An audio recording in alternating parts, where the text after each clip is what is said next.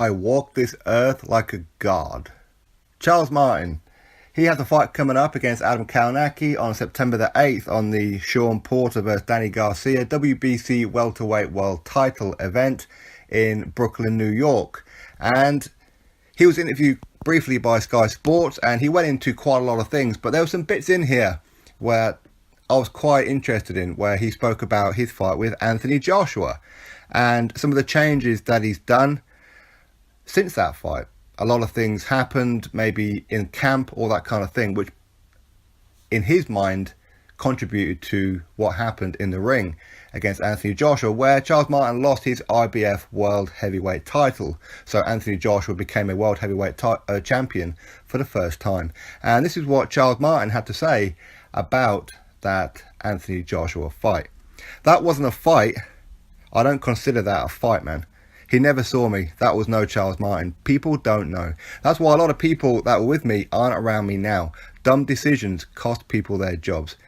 The experience was cool. It didn't go how I wanted because of the things that happened during the process. It wasn't perfect for sure. I'm smarter now. I don't do the things I used to do. I'm better at decision making. I'm wiser. I'm older. That's the key.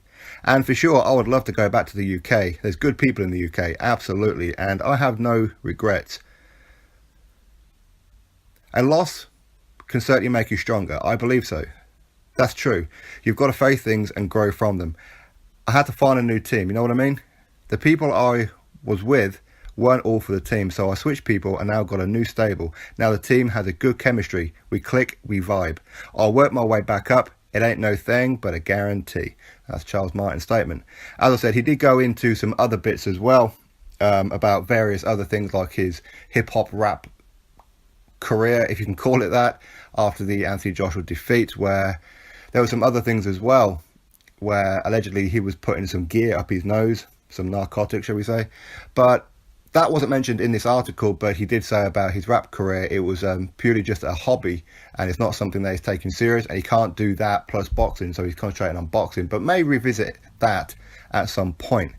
But now he's got rid of his whole team virtually, and he's got new trainers in Henry Tillman and Jeff Mayweather as well, and he's up in Big Bear, so he has been sparring the likes of Joe Joyce, who of course is teamed up with Abel Sanchez, who is of course Gennady Golovkin and Murat Gassiev's trainer as well. So he's been doing like a fair bit of sparring, training, all that kind of thing in preparation for his fight with Adam Kownacki on September the 8th, as I said, on the Porter Garcia undercard.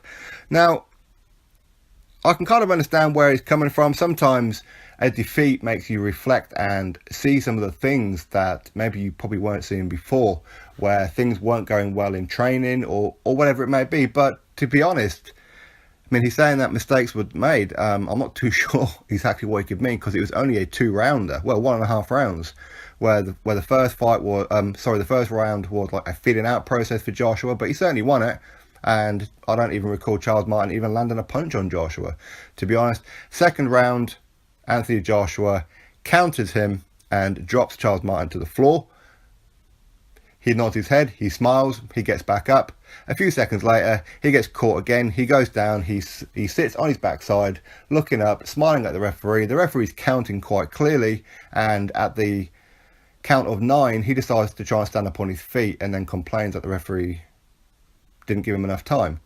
So I'm not too sure how any of that can reflect onto a team. But of course, I don't know. Maybe there's some things in the background leading up to that.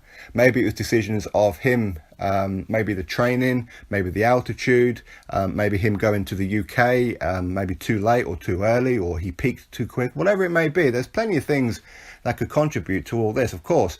But it was a demolition job for Anthony Joshua, and arguably one of the most easiest world heavyweight title wins in the history of heavyweight title wins, right? It was a real easy one. So dumb decisions has cost people their jobs, and that's fine. Fighters change and switch trainers and their team around all the time, and ultimately what usually happens is they have, like a lot of people, they have like a bit of an entourage around with them, and as soon as a loss happens, they seem to disappear off into the background and don't really want to know. And maybe this is the case with Charles Martin, and he looked at that and thought, hang on a minute, where are you all?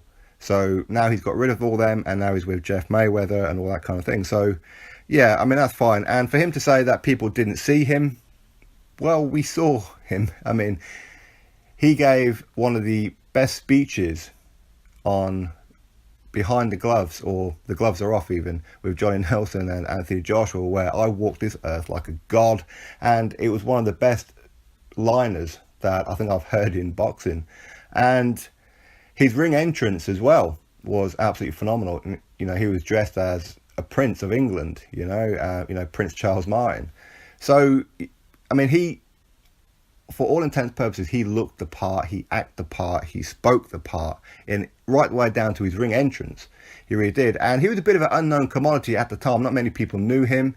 Of course, he won that title by beating Glasgow in the fight beforehand, where Glasgow, he twisted his ankle or his knee or something happened, and Charles Martin was awarded the victory. And the reason that IBF world title belt was on the line was because Tyson Fury, he won the unified titles, but he refused to fight Glasgow in a voluntary defense or a mandatory defense. So he ended up getting stripped because he agreed to have a rematch with Vladimir Klitschko, which ultimately never came off anyway. But which kind of still baffles me in some ways as to why Tyson Fury agreed to have a rematch with Vladimir Klitschko when he was mandatory for Vladimir Klitschko. I believe he's a WBO. So he had no reason to give Vladimir Klitschko a rematch. So I don't quite know about all that. But anyway, that's how Charles Martin won the belt. Then his first defense was against Anthony Joshua, where he would call Anthony Joshua a hype job. And I don't believe the hype is real. And we'll find out on the night. And we did, where he walked through Charles Martin. Easy work. So this is all a building process now. And for him to face Adam Kownacki is a real test of the mettle. Is he back? Who knows? Adam Kownacki is no joke. He really isn't. He is a phenomenal fighter for a big guy as well. And his punch output is on par with Jarrell Miller. Maybe because him and Jarrell Miller, they spend a lot of time together. They spar all the time. They're best friends. They go out eating. Their families sit down together, all that kind of thing. So maybe that's why Adam Kownacki has that punch output along with Jarrell Miller as well, because their styles are very, very similar. So this is a real test of the mettle. Let's see what kind of salt Charles Martin has, because Adam Kownacki is going to put it on him. Now, Charles Martin, as I said, when he fought Anthony Joshua, not many people knew who he was. They only knew that he was a world champion, but could anybody tell you what fight he had before Glasgow or what fights he's had? Not really. He was a bit of an unknown commodity, which is why a lot of people, including myself at the time, thought it was a risky move for Anthony Joshua to take on this guy, because not only is he unknown, but we knew that he was quite powerful. He had a very good knockout percentage, and he was a southpaw as well. And I don't believe that Joshua had faced a southpaw up to that point. He may well have, but I really don't recall it. So it was definitely a risky move, a ballsy move, and Charles Martin earned a lot of money out of that fight. It was rumored to be around about $5 million, where Anthony Joshua, he wouldn't even have got $1 million at that point for that world title fight. But since then was a massive turning point in Anthony Joshua's career. It's already a massive turning point for Joshua, the fight before against Dillian Whyte, but by going straight into Charles Martin and winning a world title, it's like the likes of Lennox Lewis and many others saying that even if he was to beat Charles Martin, that's one thing, but to become champion, you've got a target on your back. How are you going to cope with it after then? Because all the big dogs are going to come after you. And so far, Joshua has lived up to the test. So far. And who knows where this road will end or lead to. Who knows? But right now, Charles Martin, I said he's got Adam Kownacki coming up, which is a very, very good fight. And to be honest, I'm looking forward to that fight. I really am. Charles Martin was supposed to be on the Wilder-Ortiz undercard, and Charles Martin was a stand-in for Luis Ortiz had that fight not taken place as well. So it would have been interesting. And a lot of people who maybe criticise the fact that Joshua became a world champion by beating this guy, again, you have to remember he's part of the PBC. He's part of Al Haymon. So is Deontay Wilder. So why didn't Wilder and Charles Martin unify? A lot of people say because Wilder was nervous about it. He was scared, is what it was. But Anthony Joshua, he said, okay, let's do it. And Charles Martin is much better than what he showed in that fight with Joshua. No doubt about it. But we're really going to see how much does he have left in the tank. How much ambition does he have? How much heart does he have when he takes on somebody like Adam Kownacki, who is going to keep on coming forward and throwing bombs from the opening bell until whenever it ends.